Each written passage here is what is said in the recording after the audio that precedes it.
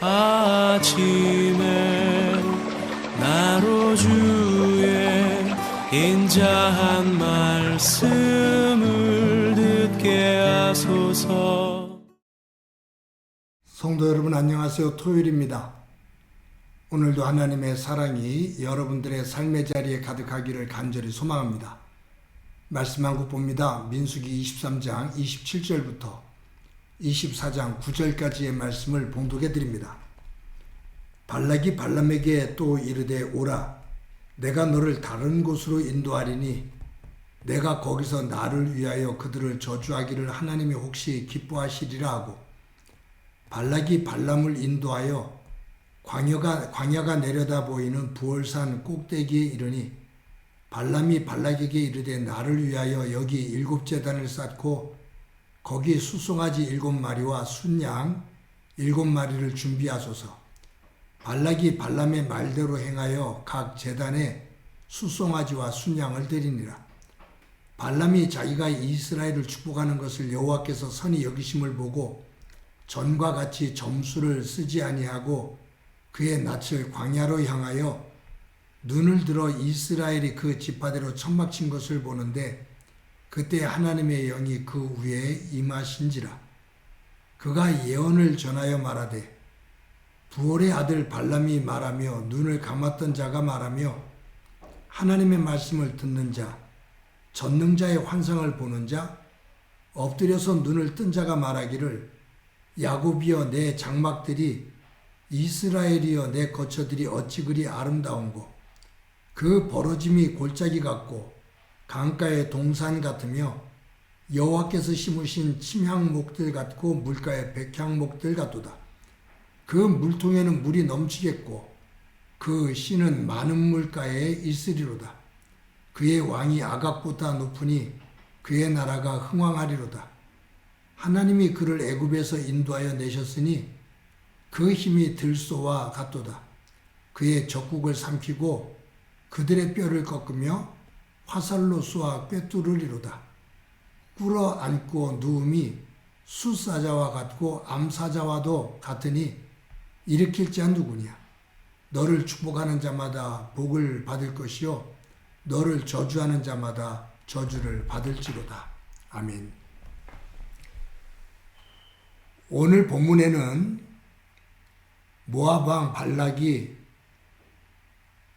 점술가인 이 거짓 선지자 발람을 데리고 이제 또 다른 장소로 옮깁니다. 첫 번째 장소 바알산당, 두 번째 비스가 꼭대기, 그곳에서 다 실패를 하죠. 이스라엘 백성들을 저주하기를 원했지만 실패합니다. 이제 이 발락 왕은 발람을 다른 곳으로 데리고 가요. 오늘 본문에 보면 여기에 부올산 꼭대기다 라고 말합니다. 근데 이 부올산 꼭대기에 이르러서 보니까 이스라엘 진영이 더 축소해서 조금만 보이는 거예요. 모압 왕 발락은 자꾸 상황을 전환시켜서 이 발람의 마음을 움직이고 싶어 하는 겁니다. 이 저주와 축복이 발람에게 있다고 생각을 하는 거예요. 그런데 그렇지 않죠. 이 축복은, 저주는 발람 입에서 나오는 것이 아니라 그것의 주관자는 하나님이십니다.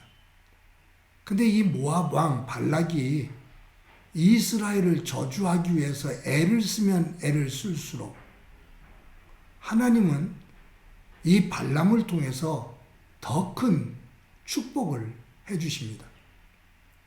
더 확실하게, 더 강하게 축복을 해주십니다. 이제 발람조차도 어떻게 할 수가 없어요.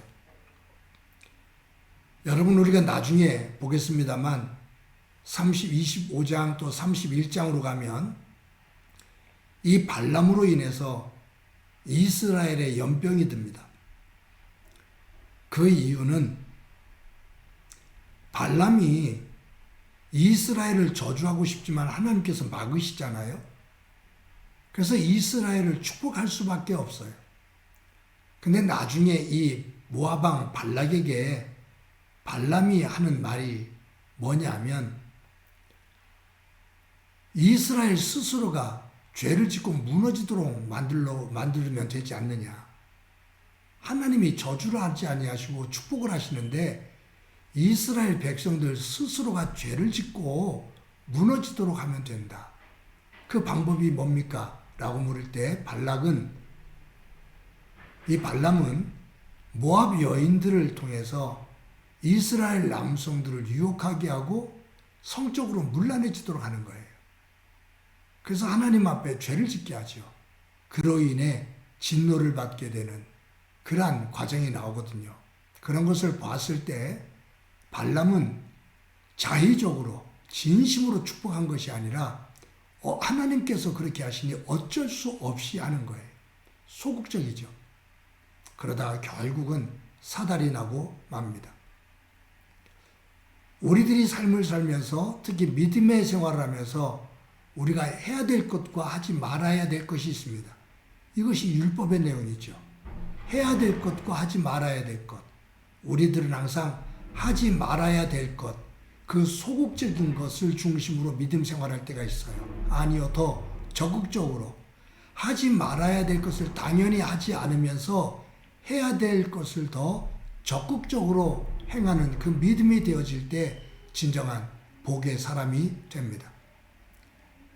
하나님은 이스라엘 백성들을 들소처럼 숫사자와 암사자처럼 세우시겠다라고 약속하셔요. 그러면서 오늘 본문의 마지막 9절에 보면 끝자락에 이렇게 말하고 있죠. 너를 축복하는 자마다 복을 받을 것이요 너를 저주하는 자마다 저주를 받을지로다. 이것은 하나님께서 아브라함을 부르시면서 아브라함에게 축복하신 축복의 내용입니다.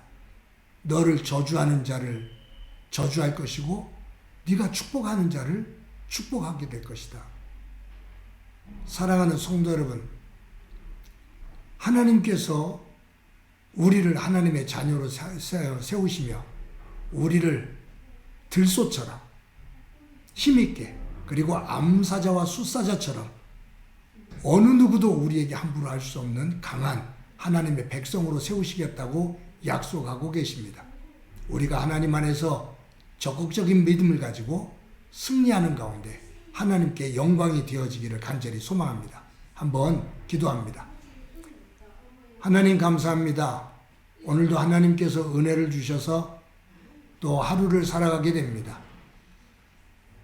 하나님께서 발람을 통해서 더 적극적으로 축복하시는 모습을 보게 되는데 하나님 오늘 하루를 살아갈 때 하나님께서 주시는 힘을 가지고 들소처럼 암사자처럼 숫사자처럼 어느 누구도 함부로 할 수 없는 사탄이 우리를 조롱하며 우리를 유혹할 수 없는 담대한 믿음의 사람으로 설 수 있도록 은총 베풀어 주옵소서. 하나님께서 우리와 함께 해주시길 소망하며 예수님의 이름으로 기도드립니다. 아멘.